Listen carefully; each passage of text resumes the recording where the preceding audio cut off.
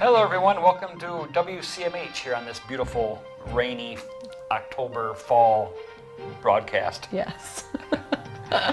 It's been a busy week already. Last week was even busier. That's right. What happened in the middle of the week last week? Well, we celebrated our capital campaign dedication. So finally, Long time overdue. Yes, long time overdue. COVID helped with that. Yep, COVID pushed us back a few times with it, but we were very excited. We had about 70 or 80 people that joined us to celebrate, and we unveiled our new dedication plaques that are in the lobby.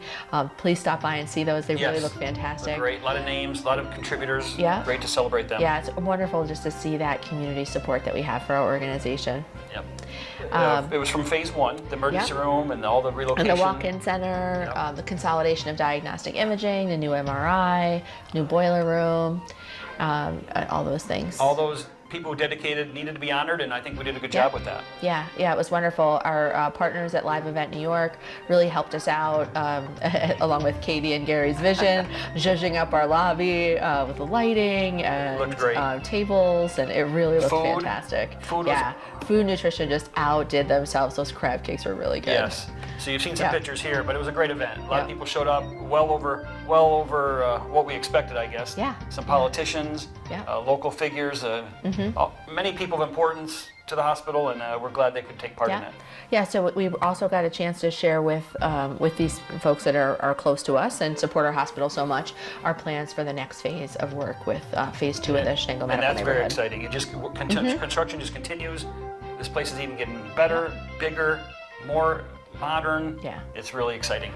Yeah, one of our guests for the dedication was actually State Senator Peter Oberacker. This was his first time in our hospital in quite some time, and so he was just blown away by the transformation of our facility over the last 5 to 7 years. So, it's just wonderful for when you get to see our facility with new eyes through people like that. So it's really neat. It was great. Great event. Thank you for everybody who participated. Yeah, absolutely. Let me see if I can make a transition here. Okay.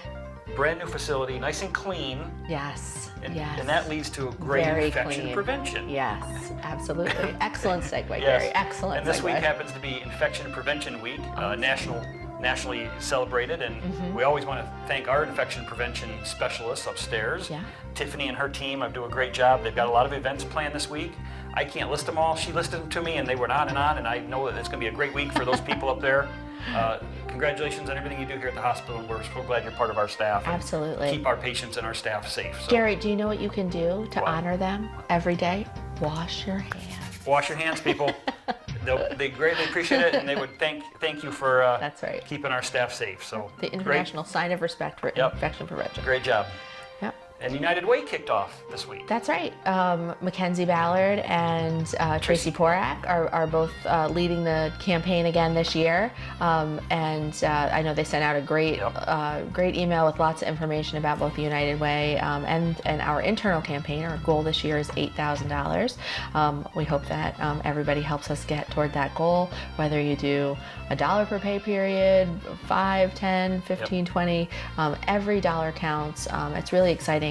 Our local United Way, which used to be known as Shenango United Way and is now the United Way of Mid-Rural New York, now serves, I think, 4 counties, and they really do tremendous work. They're very rigorous in their evaluation of organizations that request money through them, and they support a lot of really important projects along the lines of income, health, education. Variety of things. I feel like there's something else too I'm very missing, important. sorry. Yep, you're okay. But donate what you can, and the sooner you donate, the better. So look for that information, and it was out earlier this week, and everybody should take part.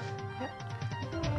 Speaking of taking part, I tried again. We're trying really hard for these good segues. It makes us feel good when we make a good segue, but we have some exciting news here about an honoree. Yeah. So we, I think one of the things we talked about before with healthcare, no matter what role you play, you have the opportunity to make a difference for our patients and their families every day. And this nomination was actually for a staff member at our UHS Sydney office, Katie Klug. Katie is a receptionist, or patient experience expert, excuse me, but our patient referred to her as a receptionist. And I'll read part of this and I'll paraphrase, but you're free to read it on the screen as well. Katie is the first face you see when you open the door to the UHS clinic in Sydney. Her window slides open with a smile. She's ready to serve. So this patient came in with a UTI, a urinary tract infection, and if you've suffered from one, you know that those are not fun, very uncomfortable, can be very painful, and you want it taken care of right away. So unfortunately, the provider that this patient was hoping to see wasn't available.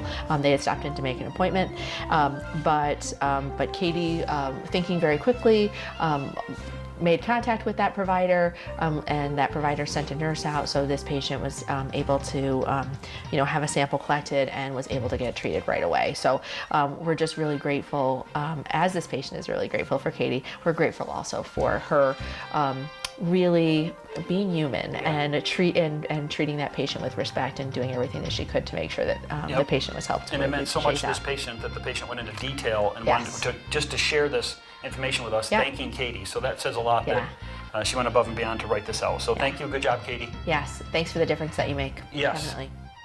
That was some good news. It was. But some sadder news is that we want to share some information about Janette Flemming, who unfortunately passed away last week. Yeah. She was here in the billing office. Many of you may know her for 24 years or more.